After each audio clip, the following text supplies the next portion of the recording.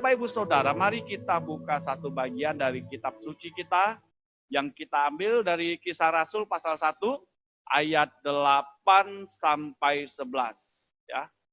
Kisah Rasul pasal 1 ayat 8 sampai 11 saya akan membacakannya untuk Bapak Ibu dan Saudara di tempat masing-masing.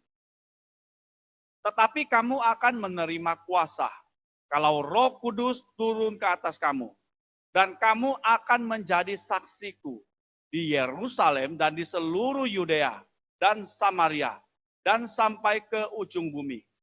Sesudah ia mengatakan demikian, terangkatlah ia, disaksikan oleh mereka, dan awan menutupnya dari pandangan mereka.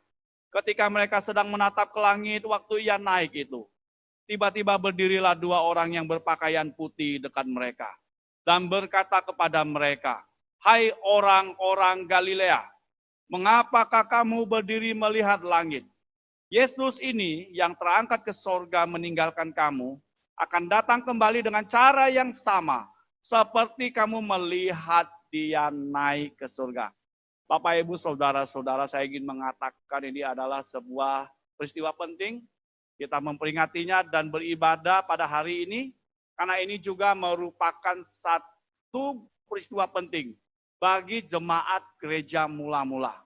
Dan mereka juga merayakan dan beribadah untuk mengingat apa yang terjadi, apa yang mereka lihat, yaitu peristiwa kenaikan Yesus Kristus. Peristiwa kenaikan Yesus Kristus begitu penting bagi jemaat mula-mula, ya, begitu penting, begitu urgen, khususnya bagi mereka yang lahir dari generasi selanjutnya yang tidak menyaksikan sendiri Yesus terangkat ke sorga. Bapak, Ibu, dan saudara-saudara, demikian juga berita itu menjadi penting bagi kita pada hari ini, ya. Jadi saudara-saudara, kita bukan hanya melihat kepada perayaan Natal, kematian Yesus, kebangkitan Yesus, kita juga memperingati hari kenaikan Yesus Kristus. Itu adalah perayaan yang sama pentingnya. Dan demikian juga nanti ketika kita di sorga barangkali, ya, kita akan memperingati hari Yesus datang kedua kali. Amin. Nah, Bapak, Ibu, dan saudara-saudara yang dikasihi oleh Tuhan, ya, peristiwa Yesus naik ke surga, kembali ke surga, dia naik ke atas, mata-mata daripada murid-murid menyaksikan dia kembali ke surga, ya, lalu mencatatkannya di kitab suci. Jadi saudara, dia ke langit ditutupi awan lalu menghilang. Itu yang mereka saksikan. Dan hari ini saudara-saudara, ini zaman modern, begitu orang sudah menemukan roket, orang sudah memijakan kaki ke bulan, lalu mereka menemukan ternyata surga itu bukan di atas langit. Ya, ternyata bumi itu bulat. Lalu surga di mana gitu loh. Nah, barangkali gara-gara peristiwa seperti ini, banyak sekali orang-orang yang mengandalkan rasionya, akal budinya, kepintarannya, mengatakan semua berita Alkitab itu bohong. Tidak heran saudara, hari ini di Eropa, bahkan di Amerika, banyak orang tidak percaya lagi kepada Injil. Nah, memang yang dilihat oleh murid-murid Yesus, dia naik ke atas, ditutupi awan lalu menghilang. Ketika orang sampai ke bulan dan mereka tidak menemukan ada malaikat. Ketika orang sampai ke bulan dan mereka tidak menemukan ada sorga, seperti yang dikatakan. Lalu mereka berkata Alkitab itu bohong. Dan saya ingin mengatakan pada Bapak, Ibu, Saudara, Alkitab itu tidak pernah bohong. Apa yang dilihat oleh murid-murid Yesus pada waktu itu, bahkan Paulus dalam Kisah Rasul pasal 1 Korintus pasal 15, dia mengatakan ada 500-an orang yang melihat. Ada murid-murid anonim yang melihat peristiwa itu, ya. Dan saya percaya barangkali juga ada Nikodemus di situ. Yesus memang terangkat ke atas, lalu ditutupi awan dan hilang. Dan saya ingin mengatakan, sorga itu nyata. Sorga memang bukan di atas langit, tapi sorga itu nyata. Dan sorga itu ada di tempat yang lebih mulia, itu sebabnya ditunjukkan kepada kita, dia naiknya ke atas. Dan sorga itu ada di sebuah dimensi yang tidak satu orang pun bisa sampai ke sana. Bapak, Ibu, saudara-saudara, Mengapa Taman Eden yang dulu Tuhan ciptakan tidak bisa ditemukan oleh manusia?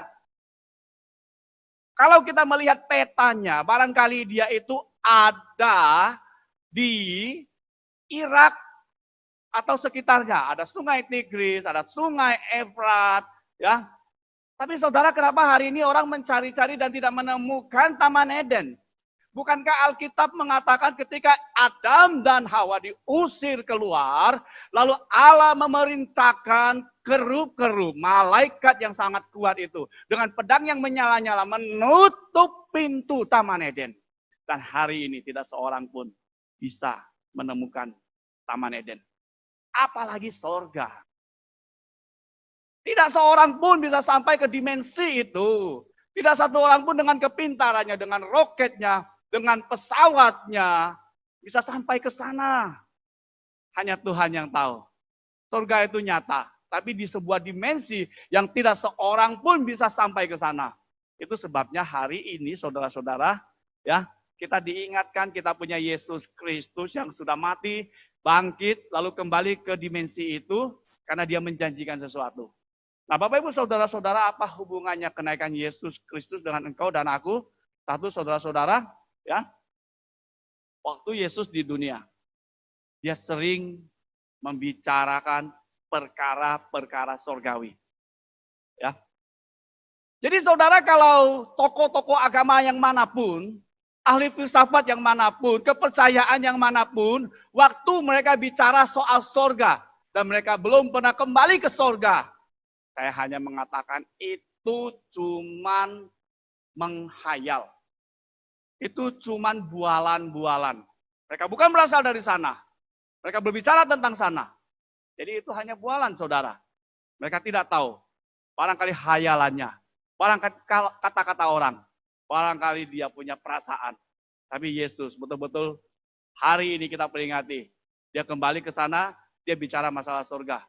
Saudara, ya, Yesus mengatakan kepada Nikodemus, ya, bahwa ia turun dari surga. Ya.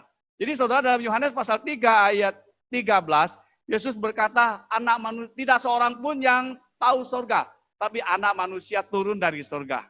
Ya, dia mengatakan dia dari surga. Dan dia juga berkata kepada murid-muridnya, di rumah Bapakku banyak tempat. Masih persoalan surga. Dan dia juga mengatakan dalam Matius pasal 22, nanti kalau waktu hari kebangkitan, engkau dan aku dijemput oleh Tuhan, dibawa ke dimensi sorga itu, saudara-saudara. Di sana kita tidak perlu makan dan minum, kita tidak perlu kawin dan dikawinkan karena tidak butuh itu. Kita punya eksistensi adalah anak-anak Tuhan sempurna. Dan Yesus berkata kita seperti malaikat di sorga. Jadi Bapak Ibu saudara-saudara, kalau Yesus bukan dari sorga, dia bicara perkara sorga, itu hanya omong kosong. Itu hanya hayalan dia, bualan dia.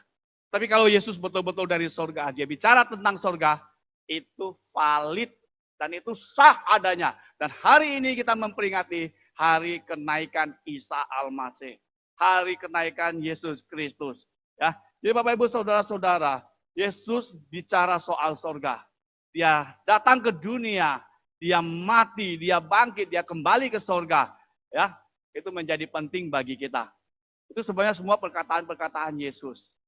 Tentang engkau dan aku, tentang sorga, tentang yang akan terjadi nanti, tentang tempat yang indah nanti, tentang kita keadaannya seperti apa nanti. Semua itu valid. Semua itu sahih gitu loh ya. Kenapa? Karena dia datang dari sorga, bicara sorga. Nah saudara, ada poin yang kedua yang cukup penting yang kita lihat di dalam Alkitab pada hari ini adalah Yesus juga menjanjikan sesuatu sebelum ia kembali ke sorga. Yang kita bisa lihat di ayat yang ke-8 tadi. Yaitu Yesus menjanjikan, ya, kamu akan menerima kuasa kalau Roh Kudus turun ke atas kamu. Saudara-saudara, saya ingin berkata kepadamu, amanat agung itu bukan hanya untuk pendeta, bukan hanya untuk penginjil, bukan hanya untuk misionaris. Amanat agung itu untuk semua orang yang mengaku orang Kristen. Yang katanya percaya dan mau mengikut Yesus Kristus. Mereka menerima amanat agung itu. Tuhan meminta engkau pergi Kemana? Ke rumahmu, kemana? Ke sekitarmu, kemana? Ke tempat yang jauh dan kemana saja. Untuk menjadi saksinya. Wah saudara, tugasnya berat bukan? Menjadi saksi Yesus. Saya katakan tidak. Waktu engkau hidup secara otentik sebagai orang Kristen, engkau mengasihi sesamamu karena engkau tahu Tuhan terlebih dahulu mengasihimu, engkau sudah menjadi saksinya. Walaupun nanti pada momentum yang penting ketika orang bertanya kepadamu, engkau harus mengatakan Tuhanmu adalah Tuhan Yesus. Supaya mereka juga mengenal Dia. Dan saudara, Tuhan bukan hanya meminta dan mengamanatkan engkau pergi, tapi Dia berjanji memberikan kuasa kepadamu. Kalau engkau mau, siapapun engkau, kuasa itu akan menyertaimu. Saya ingat waktu pelayanan di Banda Aceh, ya, ada seorang ibu yang rajin ke gereja, rajin berdoa, dia sedikit lebih lebih bersemangat, antusias dengan kekristenan, ya.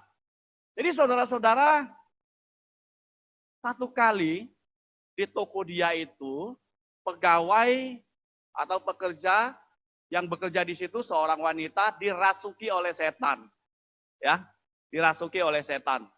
Lalu mulai ngoceh sembarangan, buat sembarangan. Semua orang pada bingung.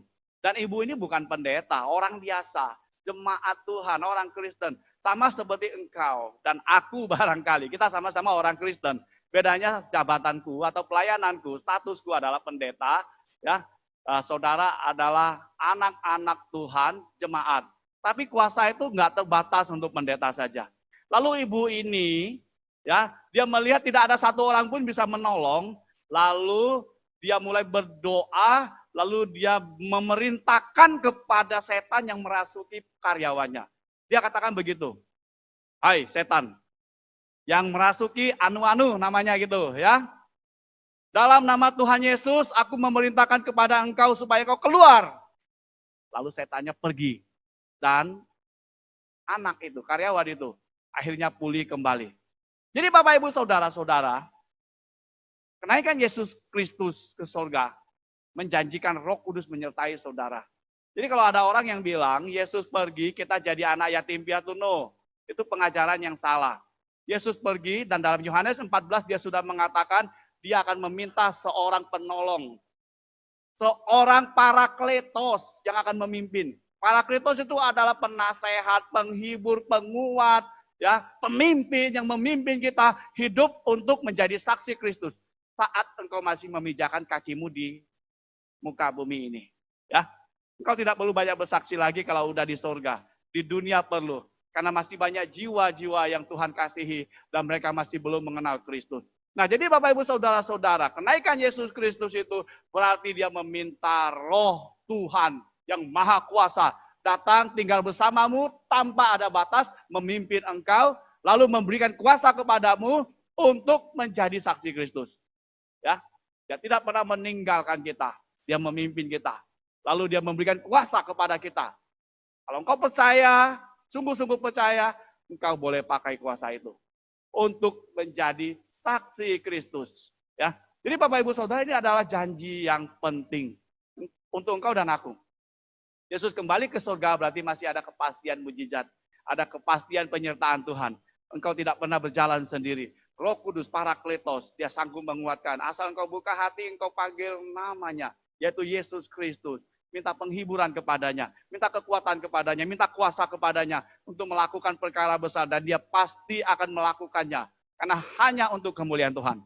Dan kemudian yang ketiga, saudara-saudara, poin yang kita lihat dari Alkitab yang baru kita baca hari ini, saudara, ya, adalah poin Yesus pergi kembali ke surga, ya, naik ke surga untuk datang kedua kalinya, untuk datang kembali. Saudara, ini adalah sebuah janji. Dalam Yohanes pasal 14 dia berkata, aku pergi untuk menyediakan tempat bagimu, lalu aku akan datang kembali menjemputmu. Ini makna penting bagi kita. Ini berarti saudara, pengharapanmu dan pengharapanku tidak ditaruh di dunia yang sementara ini. Pengharapanmu dan pengharapanku yang sebetulnya rumah yang sejati, tempat yang sejati itu ada di surga. Di sebuah dimensi yang tidak seorang pun bisa mencapainya. Kecuali Tuhan sendiri yang meminta malaikatnya menjemputmu atau dia datang menjemput engkau. Yesus pergi untuk kembali lagi. Dan dua malaikat, dua orang katanya yang berpakaian serba putih itu, ya, berdiri bersama dengan satu kelompok besar orang. Lalu mereka berkata kepada orang-orang itu, yang waktu itu ada di Galilea, dia berkata, "Hai orang-orang Galilea, mengapakah kamu berdiri melihat ke langit? Yesus ini," maksudnya yang itu tuh, yang kembali ke surga itu, ya, yang terangkat ke surga meninggalkan kamu akan datang kembali dengan cara yang sama seperti kamu melihat dia naik ke surga. Saya pernah khotbahkan itu, saudara, ya. Mungkin ada sedikit yang saya tambahkan. Katanya di ladang ada dua orang bekerja, satu diangkat, satu ditinggalkan. Ya, ada suami istri di ranjang, ya, satu diangkat, satu ditinggalkan. Sebetulnya ini maksudnya, saudara, waktu Yesus datang kembali, ya, di sebelah lain dari bumi kita adalah siang, di sebelah lain dari bumi kita adalah malam. Tapi semua mata akan melihat dia dan dibawa oleh dia kembali ke rumah Bapa. Jadi dengan cara yang sama, dia akan datang. Tidak peduli waktumu siang atau pagi atau malam. Waktu dia betul-betul sudah datang kembali, maka engkau akan melihat dia dan dia akan membawa engkau. Itu adalah janji daripada Tuhan. Bapak Ibu Saudara yang dikasihi Tuhan, ini adalah berita penting bagi engkau dan aku yang percaya dan mengikut Yesus Kristus, ya. Jadi saudara, saya ingin mengatakan Yesus naik ke surga itu menjadi sebuah kepastian dari kata-katanya. Yesus berkata-kata soal surga, kalau dia sudah mati dan dia tidak bangkit dan dia tidak kembali ke surga, maka semua perkataan itu tidak laku, tidak berguna untuk engkau dan aku. Tapi justru ini terjadi. Saya ingin berkata pada Bapak Ibu Saudara-saudara, apa yang Yesus janjikan adalah kebahagiaan yang permanen, yang sejati. Apa yang Yesus janjikan adalah tempat, rumah yang sejati, yang permanen. Kemarin dalam doa malam, ya, kita membicarakan ketika dunia ini dihancurkan, ternyata eksistensi masih ada. Tapi dunia sudah hancur. Engkau dan aku tidak lenyap begitu saja. Eksistensi masih ada. Ya, lalu tiap-tiap orang menjalani penghakiman. Lalu ada yang disebut sebagai pemenang. Saya percaya barangkali engkau yang sungguh-sungguh percaya kepada Yesus adalah itu. Ya, dan saya ingin mengatakan, ya, kita di dunia ini saja, kita mengharapkan semua yang permanen-permanen. Kita tidak mau yang sementara-sementara. Karena kita ingin bahagia permanen. Kita ingin damai permanen. Kita mau semua yang kekal-kekal. Karena memang di dalam diri kita ada konsep kekekalan. Karena Tuhan menciptakan engkau dan aku sebagai gambarnya. Kita punya nilai kekal. Kita punya eksistensi kekal. Dan Yesus menjanjikan itu, saudara-saudara. Dan di tengah-tengah janji itu kita sedang melihat dunia kita sedang bergolak. Dan kita mempunyai pengharapan yang kekal. Kita mempunyai kebutuhan yang kekal. Tapi kita sedang berdiri di dunia yang tidak kekal. Ini realitas, saudara-saudara. Ya. Di dunia ini tidak ada yang permanen. Hari ini kita kawan, besok bisa jadi lawan. Itu kata dunia politik. Ya, dunia penuh dengan ketidakpastian dan diambang kehancuran, saudara-saudara. Hari ini kita sedang melihat apa yang sedang terjadi di dunia, termasuk diantaranya ada di Indonesia. Saudara, wabah COVID sudah menginfeksi hampir 5 juta orang dan membunuh hampir 30.000 orang. Ya. Dan saudara, sampai hari ini belum terbukti ada obat. Walaupun sudah katanya muncul antivirus, saya bersyukur kepada Tuhan. Karena orang Kristen itu toh harus senang melihat orang senang, bahagia melihat orang bahagia. Saya bersyukur, katanya sudah ada obat. Lebih bersyukur lagi kemarin saya lihat di WA teman, mudah-mudahan ini tidak hoax, ya. Di Makassar ada orang meramu jus mengkudu entah campur apa, 33 orang pulih dari COVID-19. Mudah-mudahan benar, ya. Tapi saudara, sudah membunuh begitu banyak orang. Itu saja sudah mendatangkan kekhawatiran, ketakutan, dan ketidakpastian bagi dunia. Belum selesai berita tentang COVID-19. Muncul lagi berita baru. Ya, mungkin bisa terjadi peperangan antara negara-negara besar. Ya, khususnya Tiongkok dengan Amerika, ini bangsa yang besar. Rusia mungkin juga ikut, Eropa juga mungkin bisa ditarik. Berita itu menggemparkan dunia. Kalau perang sekarang dengan perang dulu beda. Perang dulu itu zaman kakek saya itu pedang dengan pedang sambil menyambar satu orang mati. Ya, lalu setelah ada bedil dari jauh aja, beberapa orang mati. Ada bom, puluhan orang mati. Dan saudara, hari ini ada nuklir, satu blok hilang hanya untuk satu bom. Jadi saudara, ya, Amerika dan China, negara yang militernya kuat, pelengkapan perangnya kuat, itu mendatangkan ketakutan. Belum COVID selesai, berita perang sudah datang. Berita perang belum selesai, berita tentang bencana alam juga muncul. Akan terjadi gempa bumi katanya. Akan terjadi tsunami besar, diprediksi. Dan saya ingin mengatakan kepada Bapak Ibu Saudara, ada pula orang yang sudah mencoba membangun bunker untuk menghadapi yang namanya doomsday, persiapan untuk hari kiamat. Ya, jadi saudara, ketakutan itu muncul di mana-mana.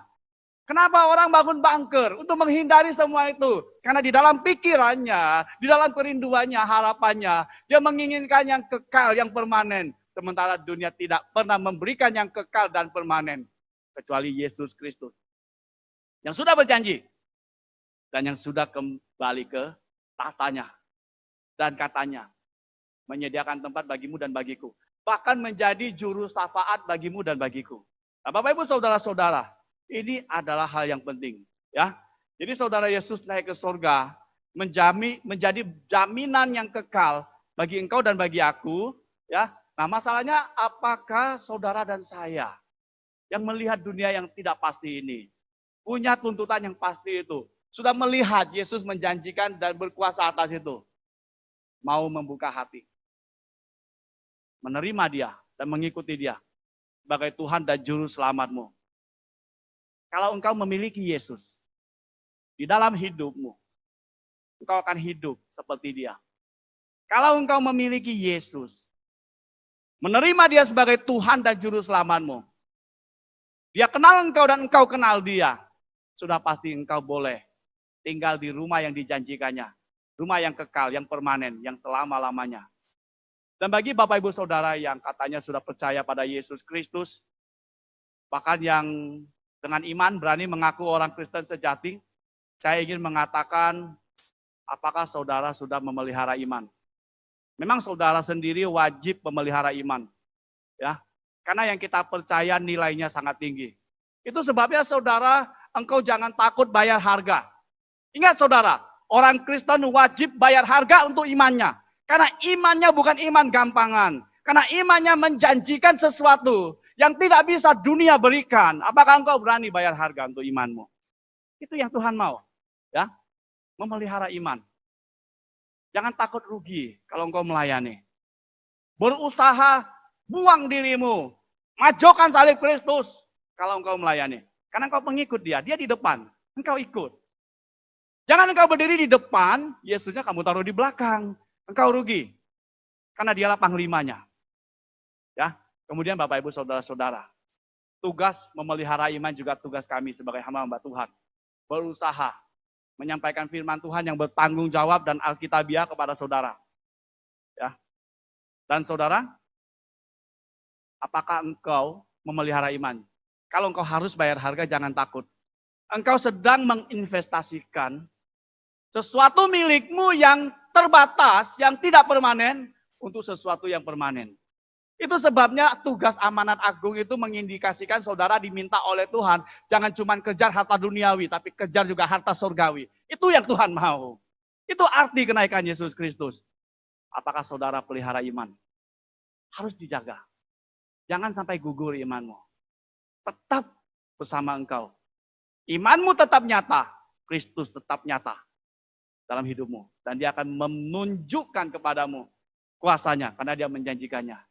Saudara-saudara, saya kaget loh kemarin baca-baca berita Google. Saya suka baca berita-berita, saudara. Ini saudara di London, ya, di London, ada seorang ibu, dia pergi ke pasar Lowak, dia beli cincin. Harganya $13 US katanya, ya. Lalu dihitung-hitung harganya 187.000. Dia beli cincin itu, dia pakai. Dan ternyata dia beli cincin itu sudah 12 tahun yang lalu. Dan dia sudah pakai 12 tahun kemana saja. Dia pakai dengan bebas, ke pasar kemana saja, ya. Karena dia berpikir cincin kan cuma $13 US. Don't worry. Kalau ada orang mau merampok, gua kasih aja. Ini cuma $13. Kalau ada orang mau mencuri, ya kasih aja. Taruh sampai lupa, barangkali ya, karena harganya begitu.